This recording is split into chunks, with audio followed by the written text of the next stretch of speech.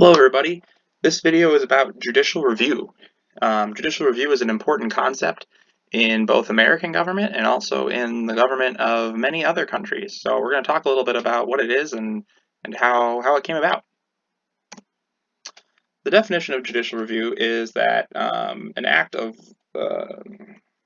law, so some sort of law that's been passed, a court has the ability to declare that law or a government action or something that a government official does unconstitutional. Basically, what that means is the court has viewed that whatever it is, the law or the person or the government has done something that goes against the constitution of their land. And so the courts then are allowed to strike that action down and even sometimes in some cases punish the people who did that unlawful thing. In the United States specifically, judicial review is not actually a power granted in the Constitution. It's not written in there, but it's one that was seized by the Supreme Court by Supreme Justice John Marshall in the case Marbury versus Madison. And in other countries, judicial review is just a power specifically given to its court system or to a special body or even a specific court. So Marbury versus Madison, that was that case that I was just mentioning. And it was about this. Marbury was appointed to a federal position by John Adams. When John Adams lost, he decided to appoint like all these people to positions. And he even created positions specifically for him to appoint these people to. And so when Thomas Jefferson became president, he told James Madison, who was his new Secretary of State, basically to just not give him his summons to his job and instead appointed a new person. And so, of course, Marbury was not happy with this because he was losing out on his job, and so he sued the administration, specifically James Madison, and the case got all the way to the Supreme Court. And John Marshall, who was the Chief Justice, ruled in the favor of Marbury. It's basically saying that what the president, Thomas Jefferson, and James Madison did was wrong. They weren't supposed to do that kind of thing. But instead of saying that Madison had to give him his position, Marshall instead said that the law that gave Marbury the right to sue was not constitutional. And so this is considered the single most important case in the United States history because it establishes the Constitution as law, not just as a document of principles, and it also gives the Supreme Court this power to review legislation. Which, like I said, was not actually in the Constitution. And it doesn't actually get used that often, but it is pretty significant in American history. There's quite a few cases that are pretty important in that regard. Let's compare two different countries who have judicial review. On the left side, we have the US, and it says the power is not explicitly in the governing document, and it allows the courts to strike down laws and government orders deemed to be unconstitutional. Now, in the UK, this power is granted to the courts by Parliament, so it actually was given to them by their legislature, and it can be used against the government when a party deems it acted outside the law of rules. So basically, it's a way for the people and for the courts to say, the government didn't do what it was supposed to do, we're going to stop that from happening. Okay? However, it is not used to strike down laws made by Parliament. So if Parliament makes a specific law, right, the courts can't strike down the law, but they can tell the government that they weren't following the rules. So the courts can't strike down laws in the UK, right, like in the US. So those are two different things. There are three main types of judicial review throughout the world.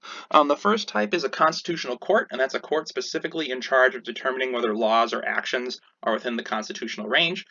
Countries like Austria, Germany, and Spain have constitutional courts. They're specifically a court just for that purpose.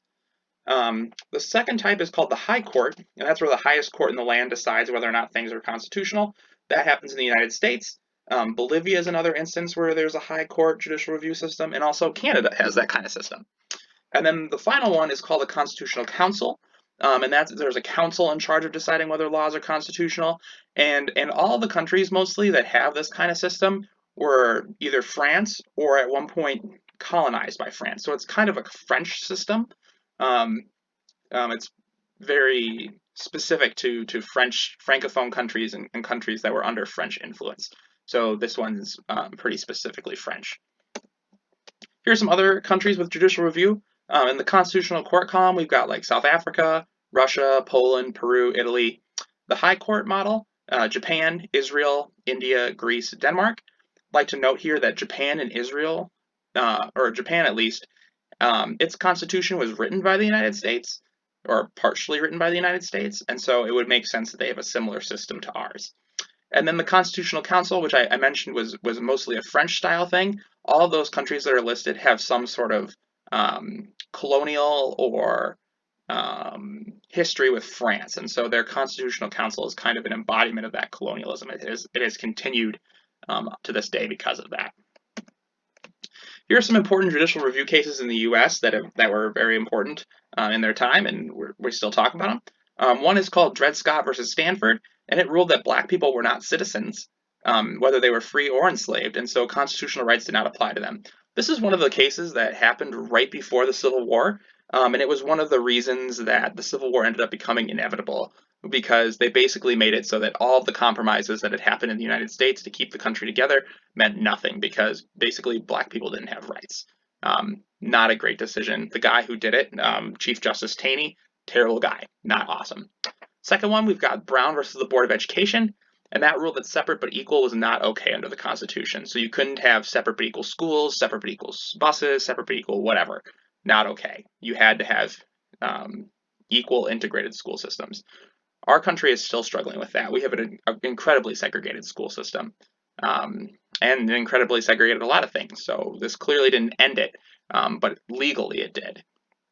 And then the last case here, we've got Zelma versus Simons-Harris. This one was relatively recent, around 2000, in the 2000s, and it said that some school voucher programs are constitutional. So basically it opened up the door for private schools to get public school money through voucher programs, and that still has some effects today. The current president, President Trump, has argued in favor of voucher programs, as well as his Secretary of Education, Betsy DeVos, and that has been expanded in the last couple of years because of that.